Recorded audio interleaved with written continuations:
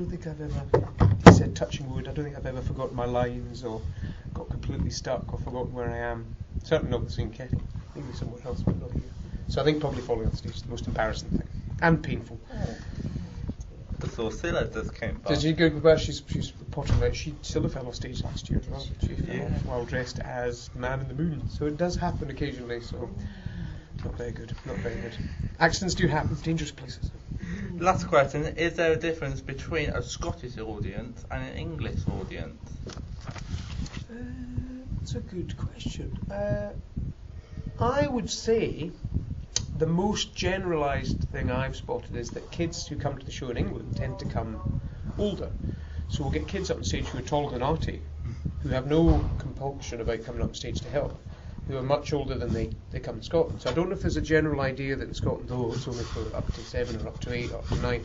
But down here I tend to find that there's older kids come to see the show here, and maybe perhaps there's more of a culture down in England that people go to see pantos, families go to see pantos later than they do in Scotland as well. It's maybe seen more as a kids' entertainment, whereas it's seen more as a family entertainment down in England. So I would say that's probably, just on a standing on stage looking out type thing, that's probably the biggest difference I've seen. And we do get a lot of expatriate Scots who come and see us in England who maybe live down here and now, as a wee taste of home, like finding a can of iron brew in the shop. It's that kind of thing that it's a wee taste of home. So, which is one of the reasons we went out to the Middle East last year, was to try and see. There's a lot of expatriate Scots and English over in the Middle East, but it wasn't exclusively them. I thought it was all going to be just expats, but it wasn't. It was a lot of locals came to see the show as well in Dubai, Abu Dhabi, and Muscat, Oman. So that was bizarre. And again, people said, "What was it like?" I said, "Well, I don't know. I just went from hotel to hotel and venue to venue, so I didn't really see much of the country." But so yeah, I would say that's probably the biggest difference. But as long as they're up for having a good laugh and a sing-song, they're just the same. So I think that's about it. That's the only difference I've spotted. I don't know what else the demographic is of the different bits, but that's probably the bit I've noticed most. You went, didn't you? Yeah. To being quite older. Yeah. The kids much older coming here. I don't know. I remember doing a show in Scotland where there was a girl getting changed in the wing to come and help us on stage. Well, this is my last show. And I said, "Oh, why is that?" "Oh, my mummy says I'm too old now."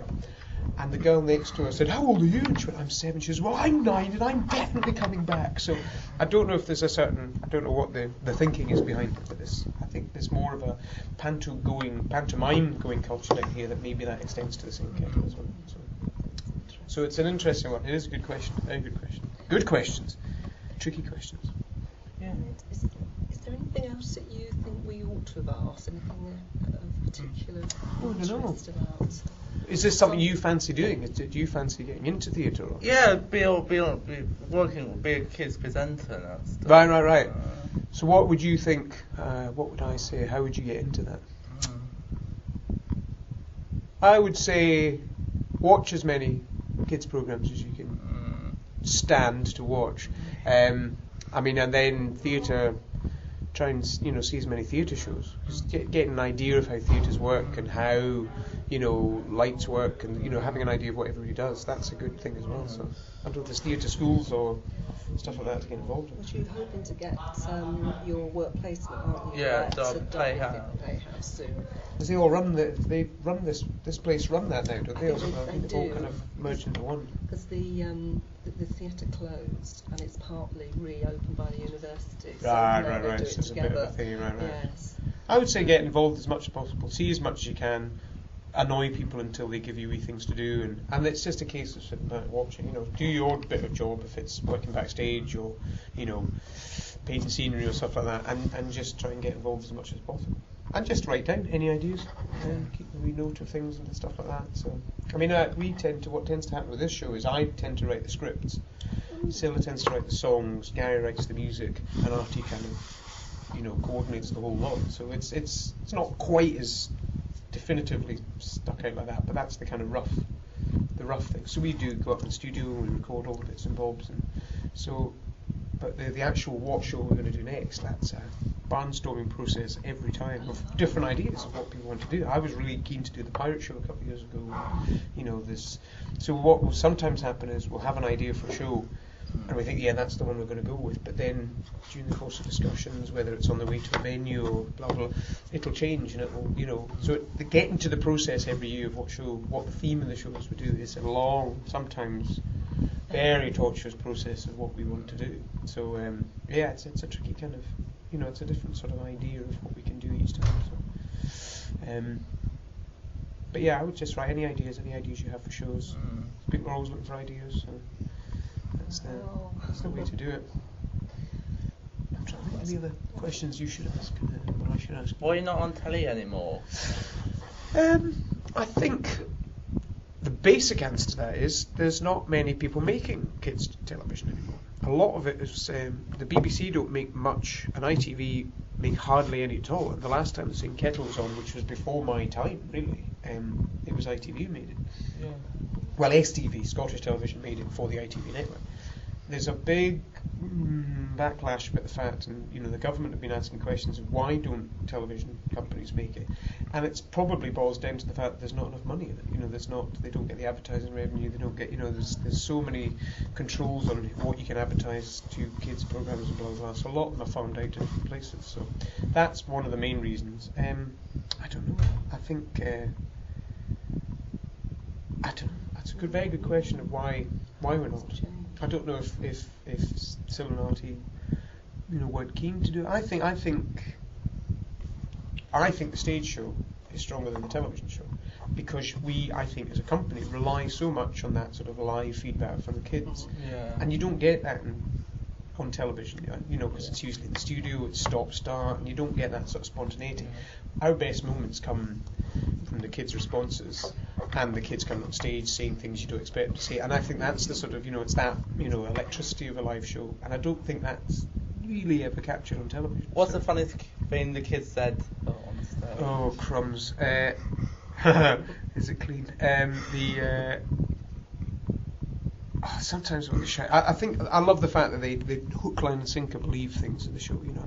Bonzo the dog is totally real to a lot of the kids and this sort of stuff. And when they meet Bonzo's big. He's a big character. He's 8 foot tall, and I think kids suddenly go, because he's huge, big presence. So that's good. I think the funniest thing I ever heard, which does tickle me, was when Jane was still in the show, so it's a good few years ago now.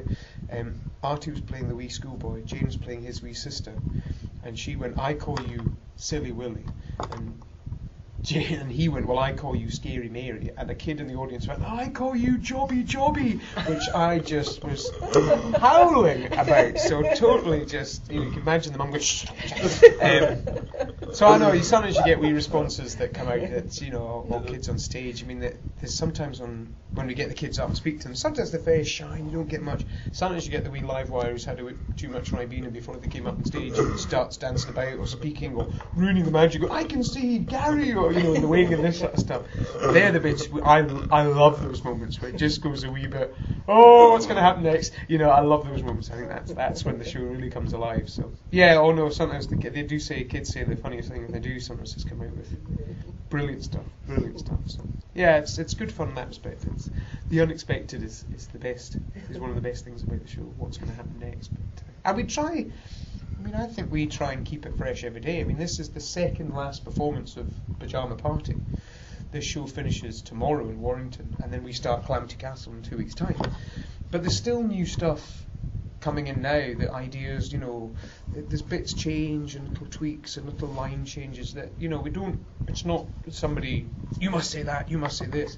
It's not that we can't just go off on a complete tangent, but sometimes the jokes are different, or the way things happen, and I think that keeps us fresh. If we were doing exactly the same script every day and you said exactly the same place, I think we'd probably get quite bored with it.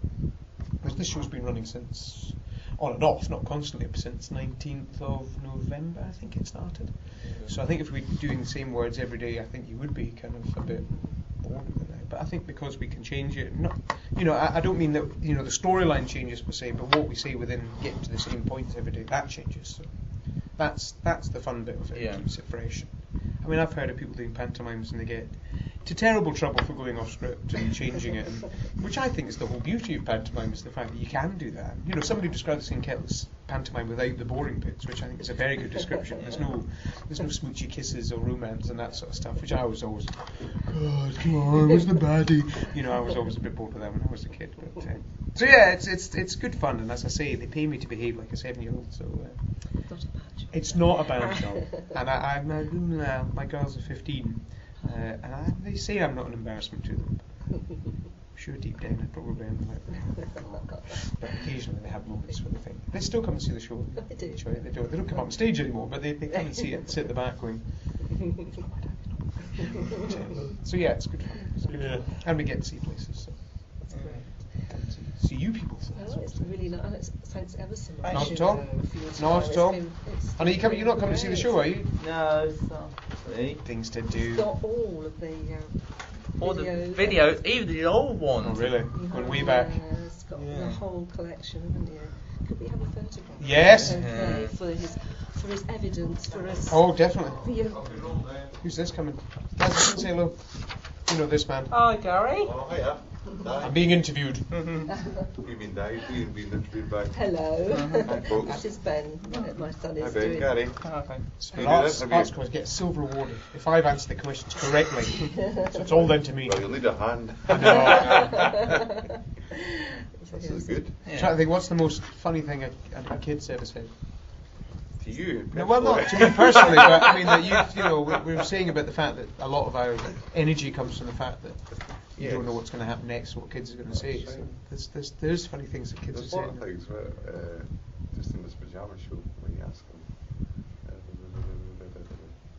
see, when you ask a question. When you ask a question, I know it's That's that right. kind of. And there's hundreds of them, and then the car tonight will think about Yes, 100. 100 of them. Loads of different ones. So. I know, there's some good ones. Oh yeah. Yes, that's a good one. Big Ted is in this show. That, you know, is the sort of mystery character that appears right at the end. Have you seen Big Ted yet? It kind of goes the way through the show. And Silla last week at Aberdeen said, has anybody seen Big Ted yet? And I said, no. One wee voice went, I don't want to see Big Ted. So obviously slight fear. Who is this Big Ted character? I don't know if I'm going to like this geezer. But yes, I've forgotten that. That was a good one. But my favourite is like Kevin's the cautious speaking out of us all. Like everybody understands him. Sorry? So when we're playing in normal places, you know, like this, and they'll go, the wee kids go, what? Kevin, I just pee myself. Gary loves that. I just go, He loves Kevin it. will go, so what's your name? Huh?